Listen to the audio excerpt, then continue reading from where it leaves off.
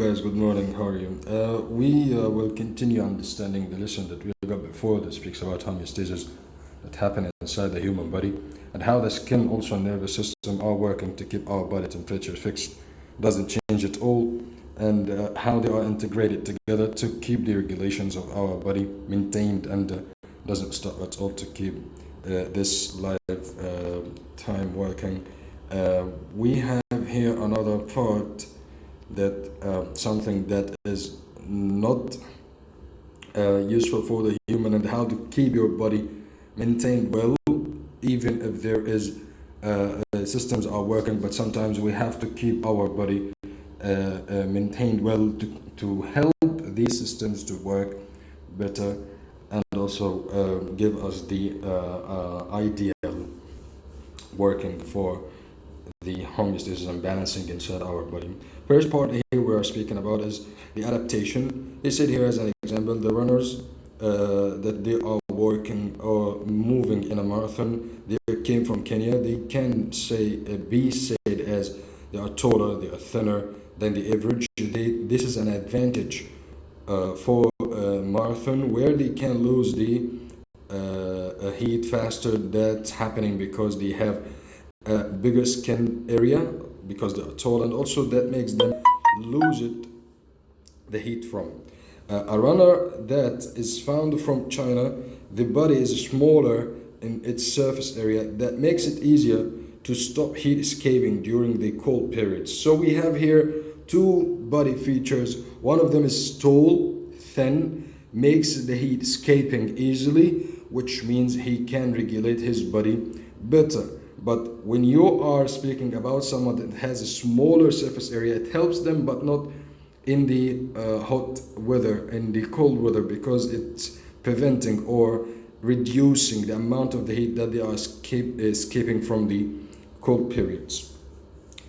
So we have here another part that speaks about another problem that is found in our body. We call it dehydration. He said here as an example, Mary, she's excited. It's first marathon. She takes regular sips of water, but it's a hot day, so she will sweat a lot.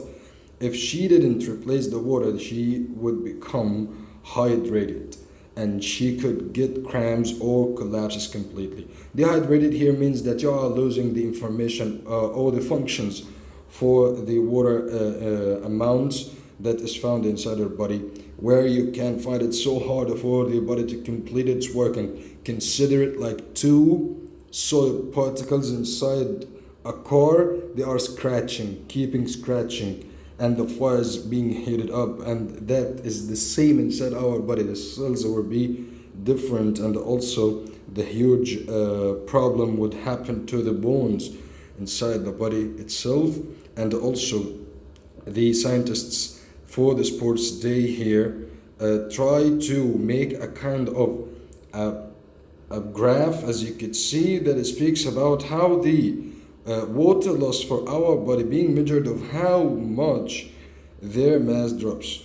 So there's a kind of the relation here between the mass and also the water losing for our body, where we can find that it's different here. The maximum runner speed, when you are decreasing the speed, dehydration percentage also increases. So it's different, like when you increase the speed, the dehydration decreases, but when you reduce the speed, the dehydration increases, which means it's better to keep your body not very fat.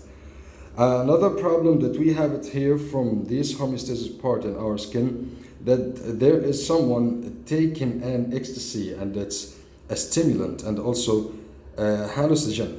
The hallucinogen here, it's something that is not normal for our nervous system. But what is happening, that she's sweating, and also when she drinks a lot of amount of water to avoid the dehydration, when she came back to home, she falls asleep and also never wakes up again. She drank too much water. What would this happen to our body if we don't take care of the amount of the water and also these stimulants? The stimuli here means that something that makes your body works for it, like something that makes you enthusiastic for reaction.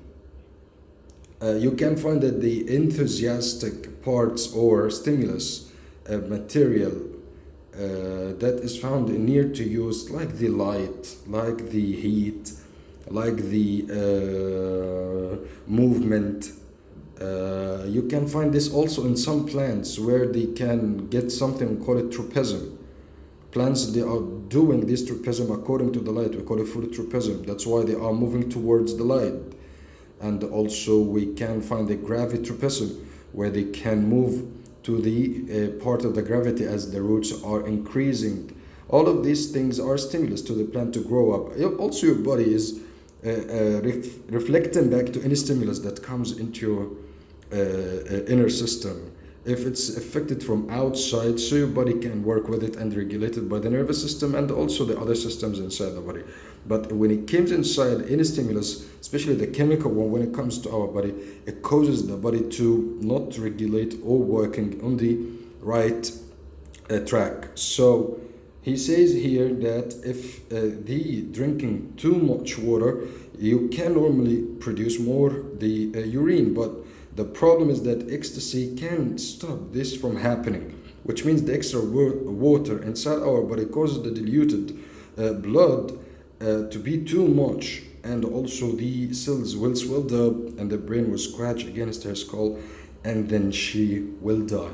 This is a huge problem for our body to keep it maintained in normal rates and stop using the stimulus from outside. This is the information that we had for today. Keep yourself studying, and also will find the information for answering those questions inside the Google Classroom, and I would send you back a Google form. Thank you.